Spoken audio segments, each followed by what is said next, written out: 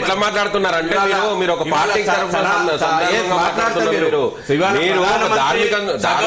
ధర్మాన్ని కాపాడుతున్నటువంటి వ్యక్తులు. మీరు అందరు హిందువులే, ఈ భారతదేశంలో ఉన్న వాళ్ళు అందరూ కూడా హిందువులే. ఇంటర్వ్యూ యాక్సిడెంటల్ హిందువులు కాదు, ఒరిజినల్ హిందువులు. నెహ్రూ చెప్పుకున్నాడు యాక్సిడెంటల్ హిందువు అని. యాక్సిడెంటల్ హిందువులకు డౌట్ వచ్చినది, ప్రయాగల పోయి మునుగాలనా మునుగొద్దా, నేను జంజదారి బాపనాయనను మరి ఎందుకు పోయి మునుగుతలేడు? ఎవరు వద్దన్నారు? ఎవరు వద్దన్నారు? ప్రధానమంత్రి పోతున్నాడు, గర్వంగా నేను హిందువులని చెప్పుకుంటున్నాడు. సనాతన ధర్మాన్ని పార్లమెంట్ లోపల హిందువులను తీవ్రవాదంతో చిత్రీకరిస్తలేడు, లేకపోతే సనాతన ధర్మాన్ని ఎరాడికేట్ చేస్తా అంటే వాళ్ళతో పొత్తు పెట్టుకుంటలేడు. ఇవాళ సగౌరవంగా నేను హిందువును, నా ధర్మం ఇదని చెప్పుకుంటున్నాడు. 5వ తారీఖు పోతారా, 6వ తారీఖు పోతారా? ఈ భారత రాజ్యాంగం ప్రతి వ్యక్తికి ఇచ్చినటువంటి ఆధ్యాత్మిక హక్కును ఈ దేశ ప్రధానికి కాలరాస్తామా? మనం డిక్టేట్ చేయాలి ఏ రోజు పోవాలో? మీకు ఎందుకు వస్తుంది బాధ? మీరు బహిరంగంగానే హిందూ వ్యతిరేక ఎజెండాని చాటుకుంటున్నారు. మీకెందుకు? హిందువులకు క్లారిటీ వచ్చింది.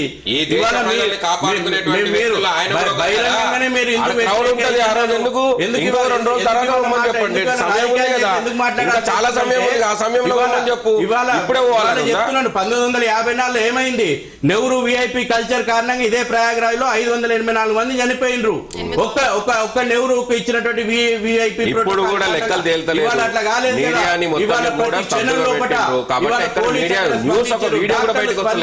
పారామిలిటరీ బలగాలు స్పందించినాయి. ప్రభుత్వం రెస్పాన్సిబిలిటీ నుంచి తప్పించుకోలేదు. ఎవరినో తిరుపతి సంఘటన గురించో లేకపోతే ఇక్కడ సంజయ్ థియేటర్ సంఘటన మనం దీంతో కంపేర్ చేయొద్దు. ఇవాళ ఒక బాధ్యత గల ముఖ్యమంత్రి ముందుకు వచ్చి బాధ్యతను నేను స్వీకరిస్తున్నా అని చెప్పిండు. ఎవరో అధికారుల మీదనో పోలీస్ అధికారుల మీదనో అక్కడ డ్యూటీ ఉన్నటువంటి వాళ్ళ మీదనో నెపాన్ని ఎట్టివేయలే. రాష్ట్ర ప్రభుత్వము ఈ బాధ్యతను స్వీకరిస్తుంది. తప్పకుండా దీనికి పశ్చాత్తాపడుతున్నాం అన్నాడు. జరిగిన పొరపాటు పైన జ్యుడిషియల్ ఎంక్వైరీకి ఆర్డర్ ఇచ్చి ఉన్నాడు. ఇవాళ పాజిటివ్ గా ఆలోచన చేద్దాం. ప్రధానమంత్రి 5వ తేదీ ఈ దేశం యొక్క 142 కోట్ల మంది ప్రజల పక్షాన పోయి రామ్ లలాకు సాష్టాంగ నమస్కారం పెట్టినటువంటి ప్రధానమంత్రి. అంతకుముందు రాముడు లేడు, రామాయణం లేదు, రాముడు మిథ్య అని ఇదే కాంగ్రెస్ ప్రభుత్వం సుప్రీంకోర్టు లోపల అఫిడవిట్ ఇచ్చింది. ఈ దేశ ప్రధాని ఇప్పుడున్నటువంటి ప్రధానమంత్రి నేను రామునికి వారసునని అనుకున్నాడు. రామ్ లలా ముందు సాష్టాంగ నమస్కారం పెట్టిండు. ఆ ప్రధానమంత్రి 5వ తేదీ నాడు ప్రయాగలో గంగా మాత లోపల మునుగుతున్నాడు. కాన్ఫిడెన్స్ బిల్డప్ చేస్తున్నాడు అనుకుందాం. ఎందుకు మునుగొద్దా? హిందువుల యొక్క ఆస్థాను, హిందువుల యొక్క విశ్వాసాన్ని ప్రకటించొద్దా? ఈ దేశం లోపల సెక్యులర్ పునాదులు ఏమైనా ప్రమాదం వచ్చిందా? సెక్యులర్ పునాదులు ఏమైనా కదిలిపోతా ఉన్నాయా? దేశం చూసింది, చాలా చూసింది. ఇప్పుడు శ్మశానం దగ్గర రాబందులు కాచుకొని కూర్చున్నట్టు ఎక్కడ ఏ సంఘటన జరగాలన్నా, ఎక్కడ దీని మీద చిల్లర రాజకీయాలు చేయాలన్నా ఇవాళ మునుగమను పోయి మునుగుతే ఇంతకాలం కాంగ్రెస్ చేసిన పాపాలను పోతాయి. ఆ రాహుల్ గాంధీని, సోనియా గాంధీని, ప్రియాంక గాంధీని పోయి మునుగమను. అక్కడనే చదువుకున్నారు. మీ తాత ముత్తాత ప్రయాగరాజ్ చదివిండు. మీ తాత ముత్తాత నెహ్రూ ప్రయాగరాజ్ రాజకీయాలు మాట్లాడతాం. ఎందుకు మాట్లాడడం? రాజకీయాలు చేస్తే రాజకీయ పార్టీగా నెహ్రూ అదే ప్రయాగరాజ్లో చదువుకున్నాడు, ఇందిరాగాంధీ అదే ప్రయాగరాజ్లో చదువుకున్నాడు, రాజీవ్ గాంధీ అదే ప్రయాగరాజ్లో చదువుకొని ఈ దేశానికి ప్రధానమంత్రి జ్ఞానం తెచ్చుకున్నారు. పోయి రాహుల్ గాంధీని కూడా జ్ఞానం తెచ్చుకొని మునుగమను. సార్ మీరు ఒక హైందవ ధార్మిక సంస్థకు సంబంధించినటువంటి ప్రతినిధి, మీరు దానికి ఒక జాతీయ అధికార ప్రతినిధి. మీరు మాట్లాడాల్సింది ఏంటంటే ఆ ధర్మాన్ని, ఆ ధార్మిక సంస్థలకు సంబంధించి మీరు మాట్లాడాలి. అంతేగాని మీరు ఏం చేస్తున్నారు అంటే రాజకీయం మాట్లాడుతున్నారు. అంటే ఇక్కడ మీరే ఇనిషియేట్ చేసి మీరు ఎన్నికల కోసమో దేవుళ్ళని మీరు వాడుకోవద్దు అని నేను చెప్తున్నా. పొద్దున లేస్తే అపీల్మెంట్ పాలిటిక్స్ కోసము ఈ దేశంలో చెద్దలు కప్పోతే చలిపోతుందా? యూపీలో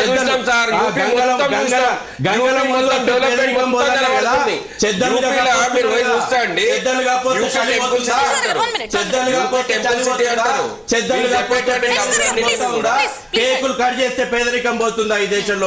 వీళ్ళు చెప్పినటువంటి 7,500 కోట్ల రూపాయల ఏమేం జరిగింది అనేది తేలుతుంది. ఎందుకు అనంటే మీరు చేసిన ఏర్పాటు అక్కడ కనబడుతుంది. మీరు టెంపుల్ సిటీ యూపీ అని అంటున్నారు కదా, ఇన్ని వేల కోట్ల రూపాయలు వచ్చినాయి కదా. కనీసం మీరు చెప్పేటువంటి మీరు ప్రయాగరాజ్ అయింది వారణాసి పరిస్థితి ఉంటది. నేనేమంటున్నా అంటే నేనేమంటున్నా అంటే మీరు నేనే మీకు ఫోటోలతో చదివిస్తాను. ప్రతి వ్యక్తి సంతోషం వ్యక్తం అట్లాంటి పరిస్థితులు ఉంటది. కూర్చొని మాట్లాడితే కాదు. ఇగో మీరు ఓన్లీ RSS లో ఉన్న వాళ్ళు మాత్రమే మీరు పోతారు, వాళ్ళు మాత్రమే చూస్తారు అన్నట్లుగా మాట్లాడొద్దు మీరు. ఇది చాలా తప్పు.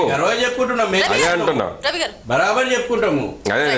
మాకు హిందువుల పట్ల గౌరవం ఉంది, హిందూ సమాజం యొక్క విశ్వాసాల పట్ల భక్తి శ్రద్ధలు ఉన్నాయి. మేము ముందర వర్తనం చేస్తున్నాము. రైట్.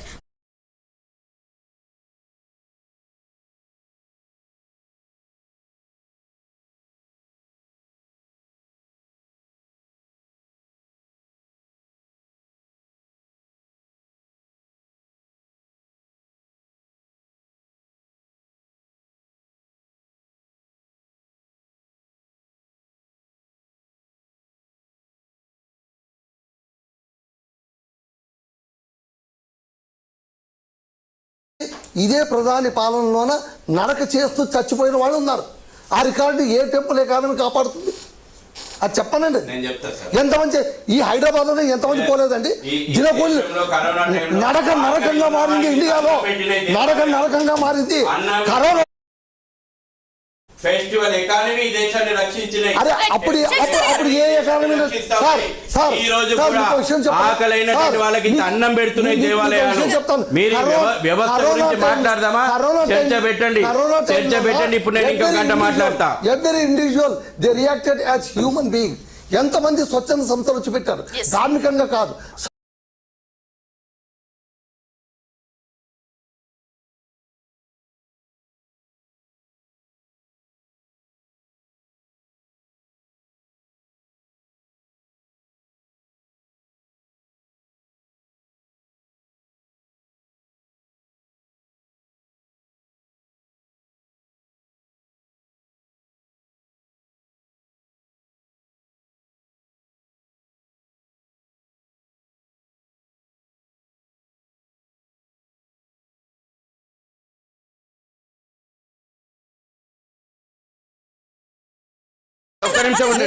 నేను చెప్తున్నాను, అభివృద్ధి చెందిన అమెరికా ఉంది కదా, అభివృద్ధి చెందిన అమెరికా లోపల సూపర్ మార్కెట్లు ఓపెన్ చేస్తే గ్లూటీలు అయినాయి, దాడులు అయినాయి. ఈ దేశంలో గంట సేపు లాక్డౌన్ లో రిలాక్సేషన్ ఇస్తే కుక్క కూడా ఆకలితోటి ఉండకూడదు. ఇంత పేదవాడు గరీబోడు అక్కడ అడుక్కుంటోడు ఉండే వాడు కూడా ఆకలితోటి ఉండొద్దని ఇంత అన్నం వండి పెట్టినటువంటి దేశం ఇది. దేశం యొక్క గొప్పతనం.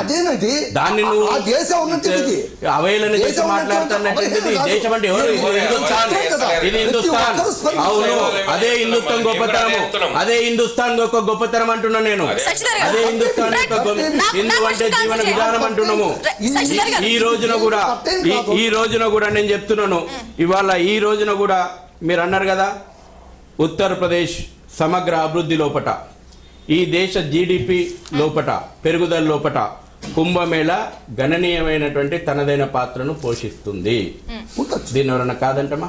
దాన్ని ఎందుకు Tirumala Tirupati great revenue temple city అంటారు ఉత్తరప్రదేశ్. అన్నం పెడుతుందా, పేదరికం పోతుందా అని మాట్లాడితే ఏం చెప్పాలి వాళ్ళకు?